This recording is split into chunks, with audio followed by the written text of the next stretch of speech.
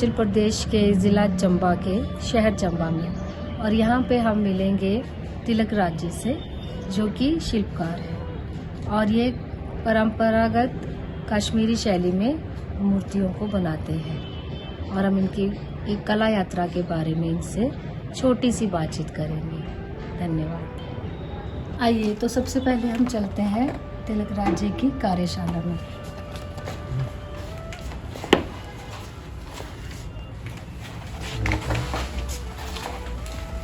ये है उनकी पहले से बनाई हुई मूर्तियाँ जिनको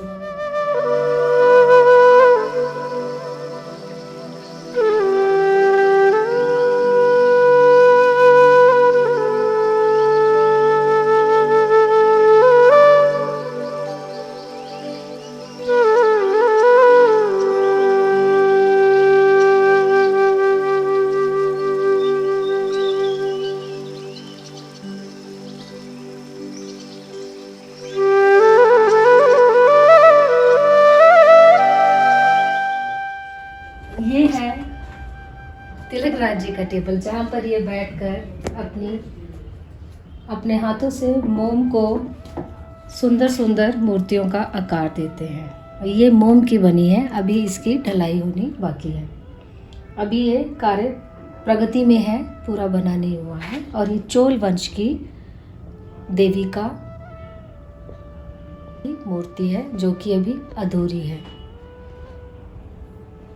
अभी कुछ देर में ही तिलक राज जी हमारे साथ जुड़ेंगे और फिर हम उनसे विस्तृत बातचीत करेंगे।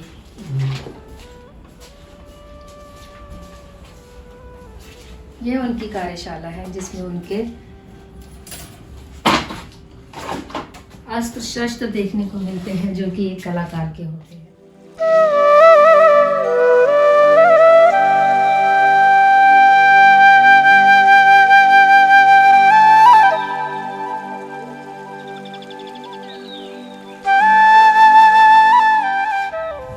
तिलक राज जी हमारे पास आ चुके हैं। चलिए, अब हम तिलक राज जी से अपनी बातचीत शुरू करेंगे। नमस्कार सर।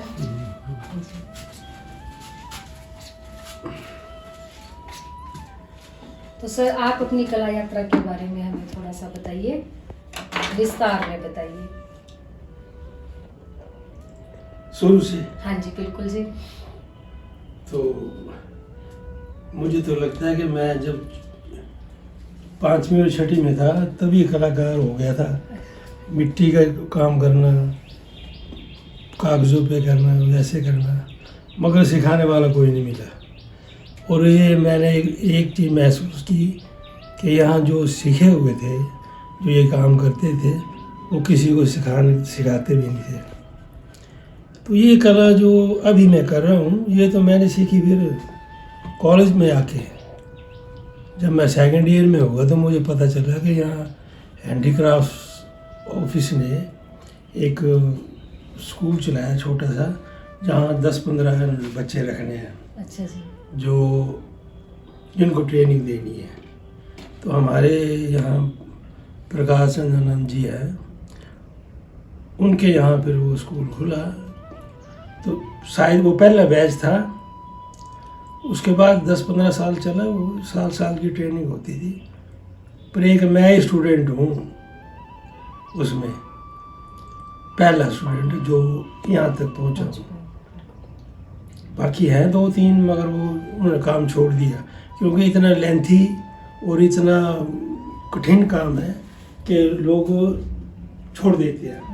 कोई सीखता भी है तो शाम को बोलेगा वो तो पैसे मांगेगा हमसे, हम कहाँ से देंगे। अब ये 3 महीने लगेंगे, 2 महीने लगेंगे, या 6 महीने लगेंगे, या साल लग जाएगा। तो वो उसके लिए तो फिर हमें प्रॉब्लम पड़ती है कि हमने पेमेंटें कैसे करनी है लोगों को जो साथ रखने हैं। अब बिना उसके तो ट्रेनिंग भी नहीं करता कोई भी। ये तो बाहर की बात हो ना, तो वहाँ तो देते हैं कि भाई ये 1500 रुपया लो महीने का, हमें सिखा दो, या 1000 रुपया। यार इतनी है नहीं, लोगों के पास कैपेबिलिटी नहीं है, इतना पैसा खर्च नहीं कर सकते। वो तो हम पे उसान लगाते हैं। अच्छा। हाँ, कि भाई हम सीखने नहीं जा रहे हैं, या हम इनका काम तो करते हैं। हम देखो, ये 4 स्टेजों में काम होता है। पहला वैक्स प्रोसेस में, जैसे ही है, उसको हैंडल करना है। अब देखिए आप, अब बाहर धूप में रखी हुई है मोम, बिल्कुल। तो धूप में रखी है मोम, वो धूप में वो गर्म हो जाएगी। उसको उठा के हम इकट्ठा करेंगे, उसको मूवमेंट देंगे, उसको प्रेशर करेंगे और फिर वो उसका ढांचा तैयार करेंगे जो भी हमने बनाना है, लेडीज़ फिगर या जेंट्स फिगर। उसके बाद फिर आया वो, जब पूरा हो जाता है, जैसे ये है आधा अधूरा है ये, हाँ जी, ये जो है ये देखिए ना, जी बिल्कुल, ये आधा अधूरा है ये। हाँ जी। अब इसमें हाथ, कान, नाक, छोटा छोटा जो काम है ना, ये बारीकी वाला काम, बहुत बारीकी वाला काम है। जब ये कंप्लीट हो जाएगा तो फिर हम इस पे मिट्टी की एक लेयर लगा देंगे। जो पहली लेयर लगेगी उसमें हम गोबर, अच्छा जी, छान के रेता छोटा थोड़ा और ज़्यादा मिट्टी वो लगाएंगे। वो इसलिए लगाएंगे ताकि जब हम तोड़ेंगे ना तो गोबर फंसता नहीं है, वो मिट्टी टूट जाती है। जो सेकंड लेयर लगाएंगे उसमें जूट ज़्यादा डालते हैं। अच्छा जी, जूट इसलिए कि उसकी स्ट्रेंथ बनी रहे। जब हम माल डालते हैं ढलाई में, अब ये कलूत है देखिए, ये नीचे ये कलूत है, सारे तैयार हैं ये ढलाई के लिए। इन्हें कलबूत कहते हैं। हाँ जी, जी। और ये इसमें जैसे ये है ना जी, हाँ जी, इसके अंदर मोम है, अच्छा जी। मोम का बना हुआ है ये, और ये हाथ रखे हुए हैं हमने ये। हाँ, अच्छा ये रास्ता होगा। ये रास्ता है। जब ये इसको फिर हम पकाएंगे टेराकोटा की तरह, हाँ जी, भट्टी में रखेंगे कम से कम भी 2-3 घंटे। जब लाल हो जाएगा ये मिट्टी तैयार हो जाएगी, फिर यहाँ से एक ले लेंगे हाथ, जैसे इसको यहाँ से माल जो डालेंगे हम एक हाथ से, दोनों हाथों से नहीं, क्योंकि इसका जो सर्कल है ना ये सीधे नीचे जाएगा, इस रास्ते से एयर निकलेगी बाहर। ओके, अच्छा। अगर ये बंद हो जाएगा तो ये सर्कल ही नहीं चलेगा। ठीक है जी। ये जहाँ भी मटेरियल जाएगा वहीं स्टॉप हो जाएगा। और इसकी मोम पिघल के निकल चुकी हो? ना मोम तो पहले निकल, जब गर्म करते हैं ना इसको, ठीक है जी, जब इसको गर्म करेंगे हाँ जी, टेराकोटा की तरह हो जाएगा ये। हाँ जी, तो मोम तो जल जाती है। ठीक है, अच्छा जी। तभी इसको लोस्ट वैक्स प्रोसेस कहते हैं ना जी। उसके बाद जब ये निकल आया, जैसे ये है पीस रखा हुआ, हाँ जी, ये निकल आया, ये मिट्टी तोड़ दी सारी। हाँ जी, यहाँ रखो मैं इसको, अच्छा ये मिट्टी तोड़ दी सारी। जी, उसके बाद फिनिशिंग वर्क शुरू हो जाएगा। अच्छा जी।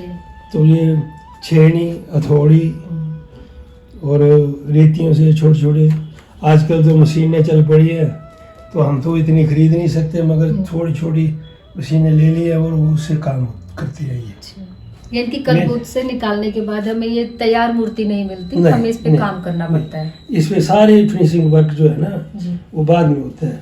अब ये भी 2 तरह के काम है इसमें, जैसे इनले वर्क में आता है, जैसे हमने आंखें बनानी है उसको चांदी लगाएंगे, अच्छा जी, जितनी भी आंखें हैं। इसके ऑर्नामेंट्स में उसको बोलते हैं गंगा जमनी, अच्छा जी, जैसे तांबे के और चांदी की, और कई तो ओठ जो है वो तांबे के भी लगाते हैं, अच्छा जी, सोने के भी लगवाते हैं। यथाशक्ति से। तो वो हाँ, फिर उन पर डिपेंड करता है कि भाई, क्योंकि वो जो इनले वर्क के जो पैसे हैं ना वो हम मटेरियल के अलग ले लेते हैं उनसे, अच्छा कि भाई हमारी ये अप्रोच नहीं है। जी, तो ये जो है ये उसी के बाद ये चीज़ तैयार हो जाती है। अच्छा, फिर इसके बाद पर वो फिर तैयार है ये। हाँ, ये तैयार हो गया ना जिस वक्त पॉलिश करके सब कुछ, तो फिर ग्राहक ले जाते हैं। ये सब करने में जैसे मुझे तो सुनने में लग रहा है कि बहुत वक्त लगता होगा, तो कितना? एक्चुअली प्रॉब्लम पता क्या है यहाँ, हाँ जी, यहाँ पहाड़ी इलाके में ना थोड़ी ठंड ज़्यादा होती है, बारिश का नहीं पता चलता है, जी, तो वो चीज़ें 8-10-15 दिन या महीना तो हमारा ऐसे ही कंफ्यूज हो जाता है, या तो वर्क नहीं होगा। कलबूत भी सूखने के बाद ही आप भट्टी में डालते हाँ, होंगे, तो बस, उसको भी पूरा सूखने बिल्कुल। का, और ऐसा भी नहीं है कि आप उसको कुछ मशीनी गर्मी से या हीटर से नहीं, उसको देखिए प्राकृतिक तौर पे बाहर सुखाते मैंने हैं। वो रखा हुआ है हाँ जी। प्लेट, इसको जो पहला लेयर लगाते हैं ना हाँ जी, उसको धूप में नहीं सुखाते, अगर धूप में सुखाएंगे तो मूर्ति फट जाएगी, ठीक है जी। उसको छाया अंदर ही में। रखना पड़ता है। ठीक। अब इसको लगाया हमने सेकंड कोट, अच्छा। सेकंड कोट को हम बाहर रख सकते हैं। ये रखा हुआ है, ये बनी हुई है, इसके अंदर है चरणपाद का। अच्छा। भगवती की चरणपाद का है ये 25 किलो के अंदर उतरेगा। ये मोह में रखा हुआ, इसको हम जैसे ये गर्म हो गया ना मोह में, इसकी स्ट्रेंथ बनी रहती है। अब ये है, ये देखिए, ये इसके हम जैसे भी आप वो चाहेंगे दे सकते हैं, आकार दे सकते हैं आप इसको। ये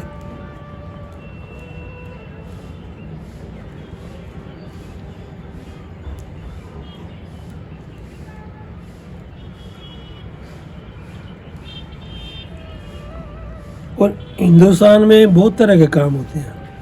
नेपाल वाले भी बनाते हैं, ऐसी बात नहीं कि नहीं बनाते वो, पर वो बाई पार्ट करते हैं। वो फेस का अलग करते हैं, अच्छा जी। ये चीज़ें अलग करेंगे, हम साथ ही कर देते हैं इसके, वो बाद में उसको जोड़ते होंगे। फिर वो जोड़ देते हैं काव्य के साथ। ये देखिए ना, अब इसको आहिस्ता आहिस्ता छीलेंगे, आकार देंगे, है ना।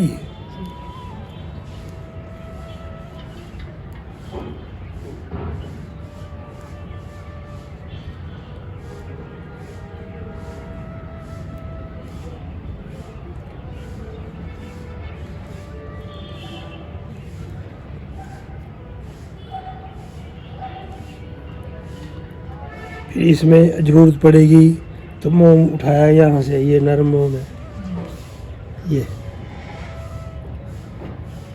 इसको लगा दिया जहाँ जहाँ ज़रूरत पड़ती है, काटते हैं उसको, फिर काबिया लगा के इसको कर लेते हैं। ये काम ज़रा धीरे होता है, जल्दी जल्दी वाला काम नहीं है ये। और जितनी हम प्रैक्टिस करेंगे ना, पहले तो मोम ही नहीं बनाना आएगा, प्रेस अगर ठीक ढंग से नहीं हुआ हाँ जी। तो नहीं बनेगा, ये आकार ही नहीं देगा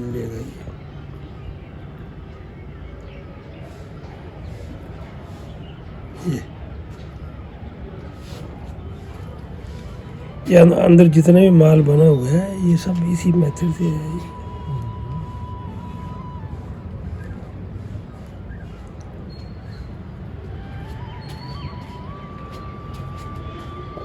मैं फेस बना लेता हूँ जरा ना उसका। तो आपको तो इसको बनाते हुए धूप का भी बहुत ध्यान रखना पड़ता होगा कि मोम धूप में जल्दी काम हो जाता है ना। अच्छा जी। अगर ठंड में बैठेंगे तो ये ठंडा हो ठंडी जाएगा, हो जाएगी। फिर वो मुश्किल हो जाएगा। ये अच्छा, तो ये जब बहुत ज़्यादा धूप होती है फिर उसमें आप ये काम नहीं कर पाते, फिर आपको स्टूडियो के अंदर बैठ के करना होता है। हाँ जी, मोम रखते हैं बाहर, अच्छा। खुद काम करते हैं अंदर। फिर ये तो तो- आए उठ के मोम लिया अंदर यूज और किया ये भी नहीं है कि आप ढेर सारी मोम पिघला के अंदर रख लें, वो भी संभव नहीं है। उसको। वो ठंडी हो जाएगी, फिर उसका बनता नहीं है कुछ। तो इनकी मोम का भी एक सही तापमान पे पिघले होना हाँ जी, ज़रूरी है कि वो बिल्कुल गूली ना हो जी। और जल्दी ठोस आकार भी ले ले। ये तो अपनी गणेश जी बना दिए। और जी और अच्छा, आप ये बताइए, जैसे अभी आपने बताया कि आप शुरू में चित्रकारी करते थे, हाँ ना? हाँ। तो आपका फिर शिल्प कला की तरफ कैसे रुझान गया कि यहाँ पे तो चंपा मुझे में- लग रहा है कि ये पहले मेरे अंदर था। अच्छा जी। तो हमारे यहाँ मंदिर बहुत है, हाँ जी। गली गली में मंदिर देखे होंगे आपने। अगर आप आएंगे चंबा तो आप देखेंगे कि कोई भी गली खाली नहीं है जहाँ मंदिर नहीं है, किसी न किसी का मंदिर है। बिल्कुल। तो मैं वो पत्थरों में जो काम हुआ है उसको देखते रहता था। अंदर मूर्तियाँ जितनी भी हैं, जैसे यहाँ सामने ये गांधी गेट है, हाँ जी। उसके यहाँ ये हरि राय की मूर्ति है, विष्णु की, हाँ जी। और ऊपर लक्ष्मी नारायण मंदिर है। आपके तो घर के पास भी मुझे एक मंदिर दिखाई ये दे रहा है। ये मंदिर है हाँ। भगवती का। भगवती कौन सी? जिसके नाम पे चंबा बसा है। अच्छा। चलो। हाँ, ये और ये लगभग 1100 साल पुरानी हाँ मंदिर जी, है। हाँ जी। ये देखिए मूर्तियाँ जो बनी हुई है ना, वो ये जो हरिराय की अभी देख रहे हैं आप, हाँ जी। ये 10वीं शताब्दी का है मंदिर। अच्छा। इसके अंदर जो बना हुआ है स्टैचू, अष्ट धातु का, वो 10वीं शताब्दी का। जो लक्ष्मीनारायण मंदिर में है, जो मेन मूर्ति है वो लक्ष्मीनाथ जी की, वो है संगमरमर की, मार्बल की है। और उसके साथ लगते हैं फिर गौरी शंकर की मूर्ति, वो है अष्ट धातु की। और नॉर्थ इंडिया में वो पहला पीस है जिसके साथ शिवा, पार्वती और पीछे नंदी खड़े हैं। और कहीं नहीं मिलेगी आपको, या तो शिवा अकेले मिलेगी, या शिवलिंग मिलेगा, या भगवती अकेले मिलेगी। तो यहाँ ये सिर्फ एक ही है। तो यहाँ आते हैं लोग बड़े बड़े दूर से देखने के लिए। इतना एडवर्टाइजमेंट भी नहीं है, हालांकि गवर्नमेंट को इसके ऊपर करना चाहिए। अब टूरिस्ट को पता ही नहीं है कि है क्या है, और डलहौजी तक आते हैं, डलहौजी वाले बोल देते हैं ना चंबा कुछ भी नहीं है, ऐसे नहीं। तो और देखिए आप, ये एक ऐसा शहर है जहाँ 9 नेशनल अवार्ड है और 3 पद्मश्री है आर्ट में ही, और वो पिछड़ा हुआ बनाया हुआ। हो सकता है कि देखिए पिछड़ा हुआ शहर। हिंदुस्तान में बिजली पहले कलकत्ता लगी, हाइड्रो इलेक्ट्रिक का वो लगा पावर प्रोजेक्ट। सेकंड नंबर में चंबा है। या जितने पोल लगे हुए थे वो सारे। तो बोलने का मतलब है कि भाई यहाँ का जो अब भी यहाँ रहेंगे ना आके, तो आप कोई भी कलाकार ही हो जाएंगे। आप सोचेंगे कि नहीं, क्योंकि प्रकृति भी आपको यहाँ की तो प्रकृति ही कला कोई से भी भरपूर चीज़ है। देखेंगे लगेगा कि ना ये ऐसी होती तो कितना अच्छा होगा, ये ऐसी होती तो कितना अच्छा होता। ये सामने चौगान है, हरा भरा, और ये दिल को सुकून देता है, हरियाली दिल को सुकून देती है। यहाँ के मंदिरों के में जो बनाए हुए जितना उस वक्त की, जहाँ डलहौजी से पैदल आना पड़ता था, यहाँ चंबा में कोई साधन नहीं, उस वक्त का ये काम हुआ है। सोचो आप, यहाँ मुसलमान नहीं पहुँचे। मुसलमान जो तबाह करते थे, बर्बाद करते थे, यहाँ पहुँचे ही नहीं, कोई रास्ते ही नहीं। इसलिए यहाँ मोनूमेंट सारे बचे हुए हैं। हाँ, ये सुरक्षित रह गए। जी बिल्कुल। हाँ, पर यहाँ कला का वो पड़ा कश्मीरी का प्रभाव। अच्छा जी। तो हम जो काम करते हैं मूर्ति कला में, वो सारा कश्मीर से रिलेटेड है। आपको वहाँ, मैं यहाँ किसी के यहाँ शादी में गया था, बलौर J&K में ही है, तो वहाँ मैंने वो टूटे फूटे देखे। ये झरने नहीं होते हैं यहाँ, ये जो बने होते हैं वो परनाले वगैरह, हाँ जी। वो उनके साथ वो टूटी फूटी हरिराई की मूर्ति, और सेम जैसे हमारे यहाँ अष्ट धातु का बना हुआ है ना, वैसी मूर्तियाँ बनी हुई हैं। तो मेरे दिमाग में आ गया नहीं, वाकई कला वहाँ से ही है, क्योंकि ये एक ही रेंज है ना, हिमालय रेंज। अच्छा जी। तो ये फिर यहाँ आ गया, यहाँ आके सुरक्षित हो गई। अब भरमौर में देखो नरसिंह मंदिर, लखना भगवती वहाँ अष्ट धातु की, छितराड़ी जहाँ भगवती शक्ति माता की है, वो लाइफ साइज की बने हैं, सारे के सारे इतने। और यहाँ ये नहीं है कि कलाकार नहीं हुए, सभी बुद्धिजीवी जानने वाले थे जितने तक हो सकता है, क्योंकि कला ऐसे डेवलप नहीं होती है। अब जैसे मंदिरों में, अब मुझे 50 साल हो गए काम करते हुए, मुझे बोलते हैं जी ये हमारे यहाँ लोकल आदमी ने बनाया ये पीस। मैंने कहा ये वही बंदा बना सकता है जो पूरी नॉलेज रखता हो कि हमारी हड्डियाँ कहाँ टिकती हैं, क्या करती हैं, क्या नहीं करती हैं। और मजाल के कोई जो, क्यों हम तो बनाते हैं, जो शिवा बनाया तो पहले तो आदमी ही बनाएंगे जी बिल्कुल। शिवा का तो नाम देंगे, हाँ जी। वो रूप तो देखा नहीं है, इसलिए जो चीज़ खूबसूरत लगेगी उसको हम भगवती बना देंगे, उसको देवी बना हाँ, तो वो नाम रख लेंगे। अब शिवा का भी फेस वैसा ही होगा, विष्णु का भी वैसा ही होगा। भगवती में 9 दुर्गा हैं, 9 दुर्गा का ही फेस एक जैसे होगा, क्योंकि एक फेस तो किसी ने देखा ही नहीं, तो उनमें पावर है। अब अगर आप यहाँ एक बन्नी भगवती है वहाँ, वो भी इन 9 दुर्गाओं में से एक है, तो वो मैंने वहाँ भी महसूस किया, पहुँच गया। मैं भी मानता कम ही था ना, अच्छा। क्योंकि अब जब हम मूर्ति बनाते हैं ना, मान लिया कि देव भगवती की मूर्ति बना रहे हैं, तो जब बैठ के बनाना है उसको, तो थोड़ी बड़ी है तो उस पर ही बैठ के बनानी पड़ती है। कभी पाँव लगते हैं, कभी हथौड़ा मारना है। अगर हम ये सोच लेंगे, देखो ना, जब ब्रेस्ट बना रहा है आर्टिस्ट, तो हम तो हथौड़ा तो खींच के मारेंगे। बिल्कुल। नाभि बना रहा है, जो कोई भी पार्ट है हाँ, शरीर body के का, अंगों को बनाने हमने के तो लिए। वो हाँ जी। उसको हाथों सोच के ही बनाना है ना, तभी बनेगा, अदरवाइज नहीं बनेगा। ये बोलेंगे कि हम ना ही ना ह्यूमन बीइंग को ही हम उसको लेके देवी परमात्मा का में रूप। बदलते हैं और वो चीज़ें हमें आ जाती हैं। क्या पता मेरे अंदर तभी आई, पर मैंने छोड़ा नहीं। हालांकि कमाया कुछ नहीं इसके, ना गवर्नमेंट करती है कुछ भी। जो बेचारे देखो ना, जो हमारे यहाँ हिंदुस्तान में इतना काम हो गया, पता नहीं कौन बनाएंगे, किसने बनवाया। इतना तो याद है कि भाई बनाने वाले जो थे राजा लोग थे या जो समर्थवान थे, तो आर्ट बचा। अब पहले तो फोटो नहीं लेने देते थे, अब तो पता चलने लगा कि कितना भारी काम हुआ है। वो ग्रेनाइट में काम करना तो बड़ा मुश्किल है, जो पत्थर है, क्योंकि ये इजी वो था ना, हमारा रॉ मटेरियल मिल जाता था। पीतल तो बनानी पड़ी ना हमें, धातु की चीज़ें बनानी पड़ी। अब धातु भी तब है कि तांबा ये ओरिजिनल धातु है, तांबे के साथ जस्त मिलेगा तो फिर पीतल बनेगी। आप अभी धातु से याद आया, आपने एक अष्ट धातु शब्द का प्रयोग किया है, तो हाँ जी। आप वो बताएंगे कि अष्ट धातु को उसमें है कैसे- ना 5 अलॉय तो है ही है पहले, जिस हाँ जो जी। करते हैं हम। उसमें 2 धातुएं और चलती हैं, जैसे चांदी और सोना। ठीक है जी। अब इतनी मकदाद में तो कोई कर नहीं सकता। आजकल क्या करते हैं हम कि ये ओंठ लगा दिए सोने के, हाँ जी। तांबा तो डाल देते हैं, जी। ये चांदी का इनले वर्क कर लिया बस, अच्छा जी। ये अष्ट धातु आ जाती है, थोड़ी डाल दी। अभी मैंने जो एक मूर्ति बनाई हुई है, मैंने आपको कल भी बताया था कि वो मंदिर है साथ में, वो यहाँ 11वीं शताब्दी के बाद जी। अभी ये लाइफ साइज जो है वो मूर्ति मेरे हाथों द्वारा बना के और वहाँ लगी है। आप मंदिर का नाम बताइए हमें। ये नरसिंह मंदिर है, सपड़ी मोहल्ला में साथ सपनी ही। माँ जी। और ये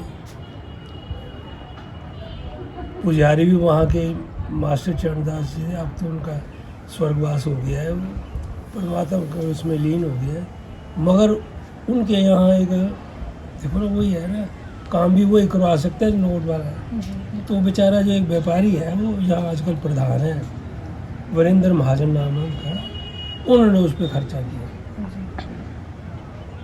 तो सारा खर्चा। आप बता सकते हैं कि अगर पीतल की मूर्ति बनवानी हो तो उसमें किस तरीके से आप खर्चे का हिसाब लगाते हैं और कितना खर्चा हाँ जी, आता है? हाँ ठीक है। देखो जी, हम तो लेबर गिनते हैं नहीं जी। ना, हमें पता चलता है, हमें तो काम से मतलब होता है। लेबर हम वहाँ गिनते हैं, जैसे जो साथ में लगाते हैं ना हम उनको, तो दिहाड़ी देनी है भाई तेरे को।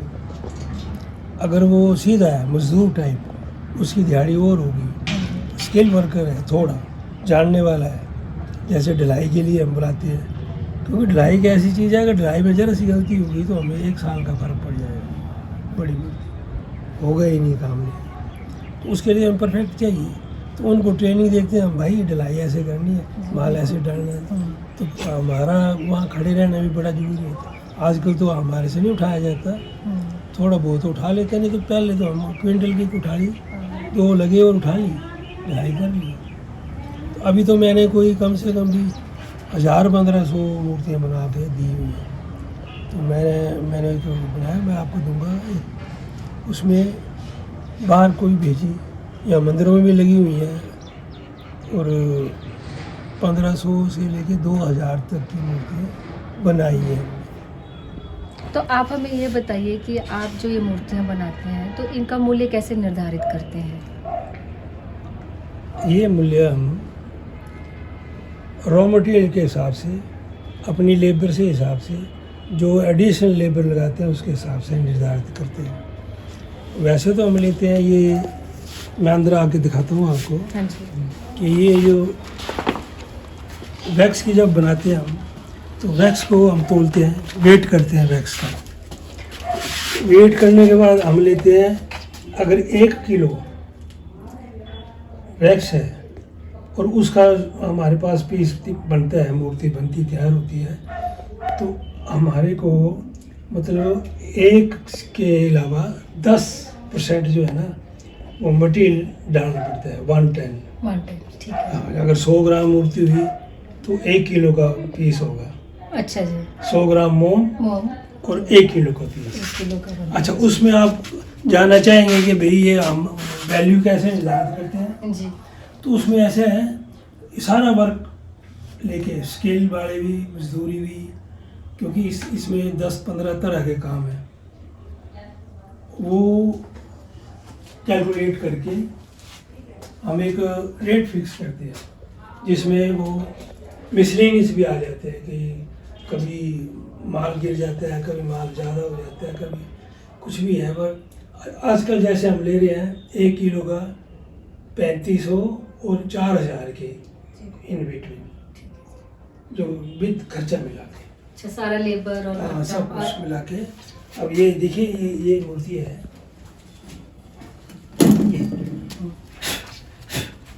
ये यहाँ ये पहाड़ी देवता है। अच्छा जी। इसको अज्यपाल बोलते हैं, और हमारे बरमौर के जो जनजातीय क्षेत्र के लोग हैं बहुत मानते हैं इनको, अज्यपाल को। और ये है मुरारी भगवती, ये मुरारी भगवती, ये भाई बहन है ये। अच्छा, अजयपाल और मुरारी। हाँ, ये शिवा की बेटी मानी गई है ना ये जी। और ये बहुत चलते हैं वहाँ, ये लोग ये खरीदते हैं, ये करवाते हैं काम। और इनमें एक चीज़ है, तभी तो हम टिके हुए हैं। जी। ये लोग जो है ना, ये धातु की ही बनवाते हैं, अच्छा जी। सीमेंट की नहीं लेते ये, जी। और पैसा खर्चते हैं वो। हाँ, ये है कि हम भाई थोड़ा बहुत काम कर लेते हैं इनसे, मगर इतना कम भी नहीं का, क्योंकि गुजारा तो हमने भी करना ही होता है। और ये श्रद्धा से बनवाते हैं, और इन्होंने इस काम को जिंदा रखा है। अगर हम कर रहे हैं अभी, जी। तो ये जनजातीय क्षेत्र वाले जो लेते हैं, अब जहाँ भी बसे हैं ये लोग, इनको जैसे बैजनाथ, पालमपुर, मंडी या और जगह जहाँ जहाँ बसे हुए हैं लोग, ये मूर्तियाँ लेने चंबा ही आते हैं। तो आप क्योंकि ये लोकल नाम जो है ना, किसी को नहीं पता लगेगा। अगर वो सीधे आगे बोलेंगे जी मुरारी भगवती बनानी, हम बना देंगे। ये वही बता सकते हैं जो वहाँ के हाँ। स्थानीय होंगे। अब इसमें ज़्यादा नॉलेज मेरे को है, मैं सीनियर हूँ, जितने भी आर्टिस्ट हैं उस्ताद के बाद हमारा ही नाम आता है। तो उसमें जितने भी देवी देवता हैं यहाँ के, अब यहाँ केलिंग है, जो साउथ में इसको बोलते हैं सुब्रमण्यम स्वामी, जी। कार्तिक है, यहाँ केलू देवता बोलते हैं, या केलिंग। तो ये है। अच्छा, तो आप सिर्फ जैसे चंबा के ही नहीं बल्कि पूरे भारत के अलग अलग धार्मिक धारणाओं के। ये केलिंग है, ये मैंने ना केरला जाके बनाई थी। अच्छा। हमें डेमोन्स्ट्रेशन के लिए बुलाया उधर, और वहाँ और भी आर्टिस्ट थे, और उन दिनों में जैसे 10 दिन का वर्कशॉप था हमारा, तो उसमें ये बना के ढलाई करके ये तैयार करके दी। और एक मैंने जो मैं यहाँ से ले गया था बना के, वो मैंने उनको दे दी कि भाई मटेरियल आपका यूज़ किया हुआ है। और ये हम मैं ले आया था कि भाई मुझे याद रहे कि मैंने केरला डेमोन्स्ट्रेशन के टाइम में ये बनाया था पीस। बहुत खूबसूरत। तो सर, जैसे अभी आप बता रहे थे कि आप केरल में कार्यशाला के लिए गए थे, तो केरल के अलावा और कहाँ कहाँ आपने कार्यशालाओं में हम कहीं डेमोन्स्ट्रेशन के लिए गए, तो बनारस वालों ने बुलाया था हमें। वहाँ एक म्यूज़ियम है, बहुत बड़ा म्यूज़ियम है, वहाँ हमारी 10 दिन की वर्कशॉप लगी। और वो स्कॉलर ही थे सारे, कोई एमफिल कर रहा था, कोई पीएचडी था। तो वो 10 स्टूडेंट जो आए हमारे पास, उसमें एक लड़की थी, तो उनको हमने डेमोन्स्ट्रेशन दे के सिखाया भी और काम पूरा करवाया। इसी तरह से डेमोन्स्ट्रेशन के लिए तो मैं 79 से जा रहा हूँ। अच्छा। जो पहला ट्रेड फेयर लगा था, ITFA वालों ने लगाया था, वो international trade fair of India वालों ने, तो वो अटेंड किया था। तो वहाँ मैंने सारे काम देखे ये। उसके बाद वो फिर ये आपके केरल, भोपाल, अब तो याद नहीं रहा कौन कौन सी जगह गया था मैं। हैदराबाद गया मैं 95, बॉम्बे, ये सब जगह मैं गया हूँ। अच्छा, मेरी मूर्तियाँ जो हैं वो लास्ट मैंने बनाई थी नटराज की, वो गई थी अमेरिका। अच्छा जी। तो चेन्नई के थ्रू गया माल में, वो उसका गणेश जी बनाए बैठे हुए। फ़ौरन ये 4-5 पीस ये गए, 2-3 पीस और गए बड़े बड़े। पर अब काम कम होता है, इसलिए अब मैं इनकार ही कर देता हूँ कि भाई सर्कल में ही ठीक है, नज़दीक के यहाँ के चेक भी कर लें वो लोग और देख भी लें, क्योंकि रिक्वायरमेंट और अपनी अपनी चॉइस भी होती है कि ये चीज़ ऐसे नहीं ऐसे होनी चाहिए। तो फिर सामने होगा आदमी तो बस ठीक है भाई, ये लोग बना देते हैं। तो आप हमें बताएंगे कि भारत में कहाँ कहाँ आपने अपना काम ये किया? हाँ, भारत का तो मुझे पता नहीं, और लेने वाले कहाँ लगते हैं मुझे नहीं पता, मगर यहाँ जो बड़े पीस बनाए मैंने, हमारे यहाँ साथ में लगता है कांगड़ा में बैजनाथ, जी। उसमें एक संसाल जगह है घाटा टॉप, वहाँ लगा मेरा 135 किलो का नवदुर्गा का। उसका जो था वो इनाग्रेशन उन्होंने किया था, ये हमारे शंकराचार्य बॉम्बे से आए थे, उन्होंने किया था। इसी तरह बहुत सी मूर्तियाँ यहाँ चंबा में भी लगी है, मैंने शायद बताया भी हुआ आपको, और मैक्सिमम मंदिरों में लगी हुई। मैं ये भी याद थी कि दे दी तो पूछना भी नहीं है भाई तू कहाँ से आया क्या करता है। हाँ, तो लोगों ने अपने अपने घर में तो लगाई है, जो यहाँ से ले जाती है, जो जनजातीय क्षेत्र के लोग हैं, जो सही ढंग से मानते हैं, वो तो घर में ही पूजा पाठ करते हैं, वो दोबारा नहीं निकलेगी। मुझे एक बार ठगा दिल्ली में, मेरे से ले लिया सामान, तो मेरा जब वो नहीं बना, मैंने कहा नहीं भाई मेरे को तो ये लेबर में नहीं पड़ रही है, तो मैंने कहा वापस कर दो। बोला नहीं वो तो बिक गया, अब नहीं मिलेगा आपको। मैंने कहा दिल्ली में खड़ा हूँ अकेला, तो मैंने कहा दे दे भाई तूने जो कुछ देना है। तो उसने मुझे 15,000 दिए। मैंने कहा ये भी बड़े हैं, कम से कम वापस। उसके बाद मैंने माल देना ही बंद कर दिया दिल्ली। अच्छा जी। अब ऐसे है कि जैसे ये पीस है, ये वाला, ये सैंड कास्टिंग में नहीं आएगा। अच्छा जी। ये 1 पीस है ये, जी। इसकी आप पूजा कर सकते हो। मगर जो बाजार से लेते हैं, कोई भी पीस ऐसा नहीं होता है बाजार से, वो झूठ बोलते हैं दुकानदार कि नहीं जी ये आप इसकी पूजा कर सकते हैं। नहीं, ये सैंड कास्टिंग में तो आएंगे, इंप्रेशन कैसे आएगा इसका, ये देखो कितनी चीज़ें। तो ये भी अगर उसने खरीदना है हमसे, ज़्यादा भी दे देगा वो, उसकी एक एक चीज़ काट देगा वो। अच्छा। बाजू तो सब काटेंगे, ये कट जाएगा, ये कटेगा, ये चीज़ें कटेगी, सिर धड़ फिर वो बाद में उसको बोलते हैं सैंड कास्टिंग। अच्छा जी। अब जैसे ये हमारा ये 50,000 का पीस है, तो वो ऑटोमेटिकली आपको 10,000 में आ जाएगा, क्योंकि लेबर कम होगी। वो ऐसे करके डिजाइन में निकालेंगे, सैंड की इम्प्रेशन लेके, और उसको वेल्डिंग करके जोड़ देंगे और क्या। क्योंकि वो तो उसकी जैसे अब आप पूछेंगे कि भैया अब इसकी वैल्यू कैसे निकालते जी हो? बिल्कुल। तो वैल्यू ऐसे निकलती है कि जैसे जब से हम स्टार्ट करते हैं, जब वैक्स मॉडलिंग शुरू करते हैं, हाँ जी। तो फिनिशिंग तक जब जो काम करते हैं हम करते हैं ईमानदारी से, क्योंकि देवी देवता तो आगे ही बनाने होते हैं जी, हमें, बिल्कुल। तो हम डरते हैं इनसे, अच्छा जी। सीधी बात है। तो वो उस हिसाब से ना, फिर वो जिस दिन काम किया जितने घंटे, उस हिसाब से घंटे अलाउड, दिन अलाउड, और फिर वो जो लेबर लेते हैं, जैसे जिस दिन ढलाई करते हैं उस दिन 3-4 आदमी लगाने पड़ते हैं उठाने के लिए। कोयला तोड़ो, लकड़ी रखो, उसको उठाओ, उसको ये करो, जो भी है वो सब खर्चा डाल के हम एक वैल्यू निर्धारित करते हैं। जैसे अब 1 किलो अगर का पीस आप बनाओगे, हम बोलेंगे कि हम सोना चांदी नहीं डालेंगे, हमारी 5 अलॉय होगी। जी। तो उस अगर सोना चांदी डालना तो आप दे दो, अगर पिघलाना है उसमें तो आप जिस दिन हम ढलाई करेंगे आप वो मटेरियल लेके आ जाओ और अपने हाथ से डाल दो। वो फिर करते हैं हम। अब जो है, मैंने शायद पहले भी बताया आपको कि अब ले रहे हैं हम 4,000 से या 3,500 से या 4,000 तक का है 1 किलो के। 1 किलो। तो जैसे हमने यहाँ पे देखा कि आपके वर्कशॉप में हिंदू देवी देवताओं की मूर्तियाँ पड़ी हैं, तो क्या आपने हमारे जैसे भारतीय कला इतिहास पे बुद्ध और जैन की भी बहुत महत्ता है, क्या आपने उन पे भी काम किया है? देखो ये डिपेंड करता है कि जब आदमी ऑर्डर देगा हमें, जी।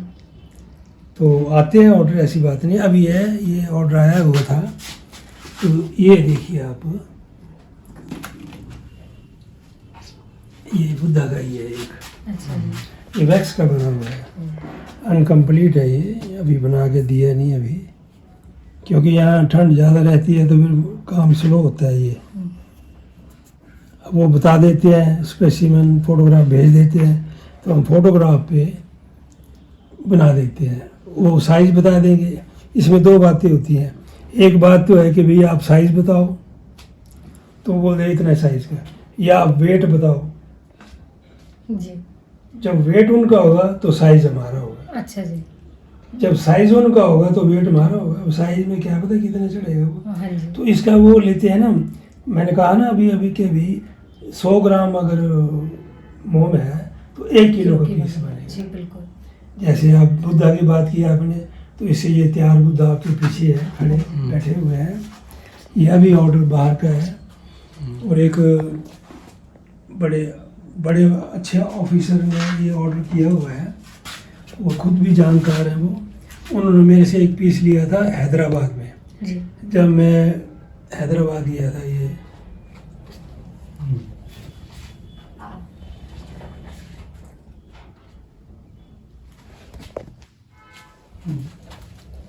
तो उन्होंने ऑर्डर किया ये कि भाई साइज का आप बना दो। तो ये इसमें ये तो आप जानते ही हैं, अब है मुद्रा, कौन सी मुद्रा है ये ये नहीं है, ये आप बताओ ना। आप ये धर्म चक्र परिवर्तन मुद्रा। हाँ जी, और पद्मासन में बैठे हुए हाँ हैं। जी। और ये एक पीस में ही डाला हुआ है पीस अच्छा सारा। जी। तो इसमें तो बहुत वक्त लग गया होगा आपको। पता तो है ये। अब देखिए ना, इसमें क्या बता रहे हैं वो जी। वो बता रहे हैं कि भाई इनके उसमें जितने भी जानवर, हाँ जी। ये देखो मछली तक बनाई हुई है। हाँ जी। ये मैंने कहीं देखा था पीस ना। अच्छा ये देखिए, ये आदमी है जो इसको वो कर रहा है। ये कमल का फूल तो इनका मेन वो है, जी। ये खुद है, ये बैठे हुए हैं। शेर भी बना है। ये शेर, ये हाथी हाथी है, हाँ जी। है ना, ये हिरन, हम्म, ये देखिए आप, ये हाथी है, ये हिरन है। ये हिरन जी, है। यहाँ भी हिरन है।